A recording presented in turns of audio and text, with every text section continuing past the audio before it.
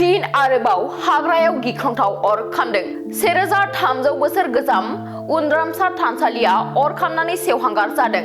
सुलुंनि बायदिब्ला माखासे सान सिगां इमारजेन्सि फोसावनायनि उनाव साउथ करियायाव राजखान्थियारि दिदोमथि गैयै जानानै दङ। हादोरगिरिखौ गिदिर दाय होनानै हादरगिरि मा सिंनिफ्राय बोख्लायनाय जादोंमोन आरो सासे मावथ'नाय आफादगिरि थिसननाय जादोंमोन। साउथ करियाया बेफोर आयेनारि आरो राजखान्थियारि जेंनानिफ्राय आबुङै उदां जानो हायाखै। नाथाय बे समावनो मोनसे गोदान खैफोद नुजाथिदों। गोदान खैफोदा जादों साउथ करियानि उसियंनि हाग्रायाव गिख्रंथाव अर खामदों। अर खामनायजों 19 सुबुंफोरनि जिउ खहा आरो गं 200निबो बांसिन न' बिल्डिंफोरा अर खामनानै सिलिंखार जादों। अर खोमोरनो नाजानायाव गंसे हेलिकप्टारा जाब्रबथायाव गोग्लैयो।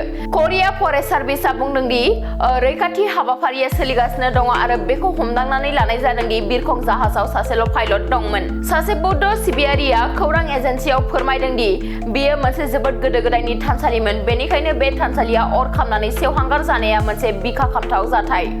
मख'नो गोनांदि बे हाग्रानि अर खामनाया 43,330 एकड़ हायाव गोहोम गोग्लैदों। 4,650 अर खोमोरग्रा मावथिफोरा अरखौ खोमोरनायाव नांथाबनानै दङ।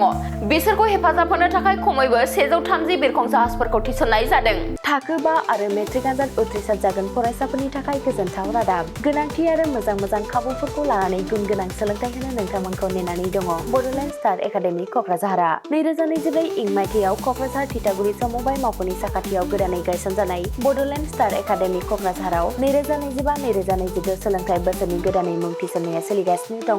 बड'लेण्ड स्टार एकाडेमियाव 6 थाखोनिफ्राय 9 थाखोसिमनि फरायसाफोरा बर' बिजोङाव आरो 11 थाखोनिफ्राय 12 थाखोसिमनि फरायसाफोरा बर' बिजों आरो इंराजि बिजोङाव मुं थिसननो हागोन। बेनि थाखाय आर'ज बिलाइ आरो फान्डुलिपि बिलाइगासिनो दङ। 11 थाखोनिफ्राय 12 थाखोसिमनि फरायसाफोरनि थाखाय आखा-फाखा आरो रोंगौथि गोनां फोरोंगिरिफोरखौ लानानै साइन्स, कमार्स एन्ड आर्टस मोनथाम स्ट्रिमनि सायाव फरायसाफोरखौ गुन गोनां सोलोंथाइ होनानै बायदि बिथिंजों सोरगिदिं जौगाखांनाय लाबोनो साखाफारा क'क्राझारनि थिथागुरियाव थानाय बड'लेण्ड स्टार एकाडेमिया।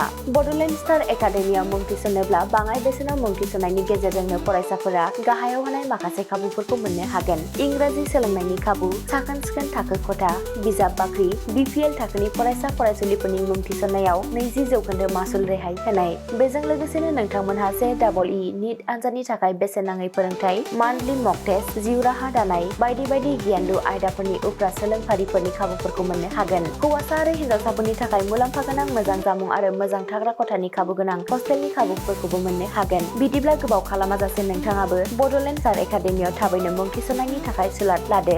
आबुङै मिथिनो थाखाय जानबुं अनजिमा 6000349997 एबा 7638008149 एबा 6003494371 आव फोनांजाब खालामदो।